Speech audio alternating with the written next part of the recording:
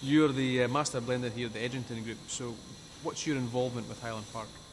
I look after the quality of Highland Park from the day it's distilled at the distilleries right through to the point it goes into the bottle. So a little bit involved in Highland Park then? Just a little bit, yeah. So I'm going to ask you some questions about marrying and chill filtration. Yep. These are sort of terms that we hear a lot on the road, and I get asked lots of questions about them. So can you tell people what actually is marrying? What's cask harmonisation? What's that all about? Well, marrying is where we take the individual casks of whisky, we put it all together. We've got the flavour the way we want it when we've created the vatting of Highland Park. But what we've then got to do is add water to take the strength down from probably cask strength, about 60%, down to 40 or 43. Now, when you add water to whisky, you create a lot of disruption to that whisky. If you think about it, the whisky's been lying there for 12 years. It's nice and calm, nice and settled. It's probably reasonably bright, but when you add water to that, it goes cloudy. Now, if we were to take the strength straight down in one go from 60 down to 40, you've actually created a lot of cloud there, and it means you've got to filter really hard to get that haze or that cloud out of the whisky. By marrying, we add the water at two different stages. We take it down to about 45.5%, creates a little bit of haze.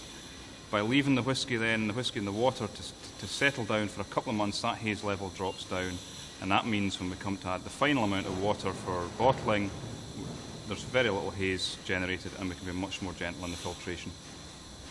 I see and hear lots of people in blended whiskies doing that. Is that something that single malt whiskies do as well, or is that It's probably some people do it, some people don't? Some people have stopped doing it. A lot of companies have stopped doing marrying altogether now because it's an expensive process. When you think about it, we're paying to store water for another period of time. Now, a lot of the financial experts would rather we cut that out and just took the whole lot straight down in one go to the bottling strength. But it does create a difference in the quality of the whisky. It's something we have still hung on to, even for the expense of it. So you always tell me about this alcohol puddle theory. Do you want to explain that a little bit more than normal? The theory came from Dr. John Piggott at Strathclyde University, and he suggests that if you were to look at whisky under a microscope, there are three main constituents in there. There's the alcohol, the ethanol, water, and flavours. Now, the alcohol and flavours molecules are all organics. They like to stick together in puddles, as he called them, and then the whole thing is surrounded by a matrix of water. If you add more water to that, you break up those alcohol puddles and the flavours that are in them, and the flavours are now sitting in water. They're not soluble in water, they're soluble in alcohol. So that's what causes the haze to appear, is by adding more water, these things come out of solution, you can start to see them. By giving the whisky time to marry and settle down, you allow these alcohol puddles to reform. Some of the hazes will redissolve in that, and your haze level goes back down again. Right. And then once you've done that, once you've married the whisky for a period of time, what do you do then? We then have to filter it. All right. What we will do is we'll take, because we've got a number of batches of each age of Highland Park, say 12-year-old, we'll maybe take a small amount out of 5 or 6 different batches. That way, if we've got a variation between the batches, we're trying to minimise that by taking a small amount of each one. Yeah. We'll take that, we add the final amount of water to take it down to about 43% or 40%, depending on the market, and we then have to chill filter it. And chill filtration is just like putting coffee through a coffee filter paper. That's the filter paper. We use big sheets. It's probably about 5-6 millimetres thick. The whisky is pushed through this in one of these plate and frame filters. Yep.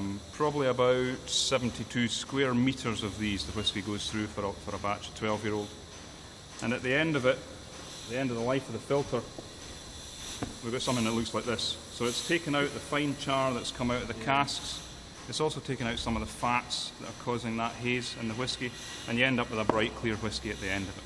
But I suppose the purpose of this is not to take out, not to strip too much flavour, isn't it? It's just to really take the haze and the dirt from the inside of the cask. That's correct. We filter at a much warmer temperature than most other companies. We filter at +4 degrees. Now, that's a warm day in Scotland if you've ever been here. When it gets to 4 degrees, we get the barbecues out.